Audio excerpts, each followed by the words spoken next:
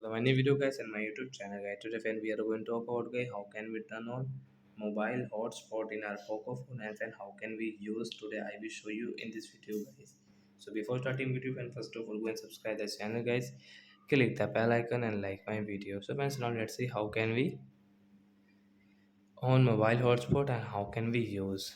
Then guys scroll it friends, you can see your hotspot setting guys. Tap here guys, click on your hotspot, this portable hotspot guys, mobile hotspot guys. We will on from here. First setting guys, you can set a portable hotspot guys. You can check your device name and you can check your password from here guys.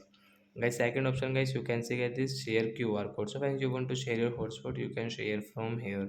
Then third option guys, you can see one time data limit setting as. Tap here guys, you can on and off your one time data limit setting from here in your Poco phone. So guys you can use your hotspot setting guys in your Poco phone. So like that guys we can turn on our mobile hotspot. So that's it guys, thanks for watching the video guys, we will meet on next video, bye guys.